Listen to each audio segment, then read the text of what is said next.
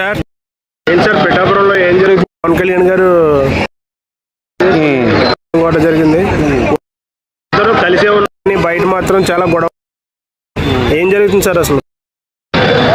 పిఠాపురంలో చూసాం ఈరోజు వర్మ గారు పవన్ కళ్యాణ్ గారు అంతా కలిసే పెట్టారు.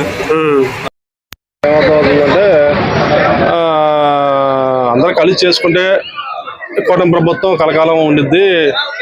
ఎవరు విడిపోతే దానివల్ల కూటమికి నష్టం అని వీళ్ళు మళ్ళా ఒక అభిప్రాయానికి వచ్చి ఆడ ఈరోజు మీటింగ్ కి వర్మ గారిని పిలవడం, అందరు కలిసి చేసుకున్నాము అని అర్థమవుతున్నాడు. అంటే మళ్ళీ కలిసిపోయారు, ఇంకా ఇలాంటి ఇష్యూస్ మళ్ళీ జరగవని అనుకుంటున్నాను. ఎప్పుడైనా ఇప్పుడు కూటమి ప్రభుత్వం ఉంది, బీజేపీ, జనసేన, టీడీపీ 3 ప్రభుత్వాలు ఉన్నాయి.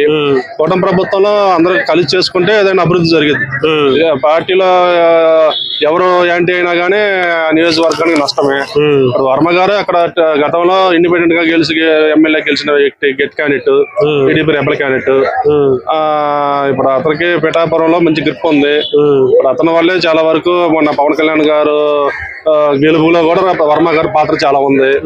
అందువల్ల వర్మ గారిని పెట్టుకొని ఆ నియోజకవర్గంలో వర్మ గారిని కూడా భాగస్వామ్యం చేసుకొని ముందుకెళ్తే నియోజకవర్గం అభివృద్ధి జరిగింది.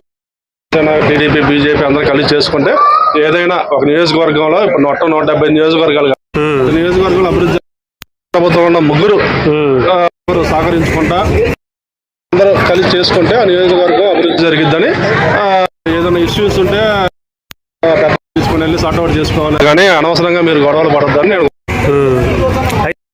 పవన్ కళ్యాణ్ గారు ప్రారంభించిన ఒక శిలాఫలకం మీద చంద్రబాబు నాయుడు గారి పేరు లేకపోవడం క్వశ్చన్ మార్క్ ఎందుకు జరిగిందంటారు? అసలు ఏమంటారు?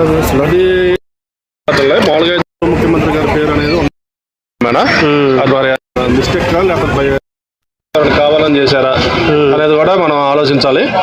మళ్ళీ ఆ శిలాఫలకం మార్చి చంద్రబాబు నాయుడు గారు వేసి పెట్టాలని నేను కోరుతున్నాను. Okay, thank you.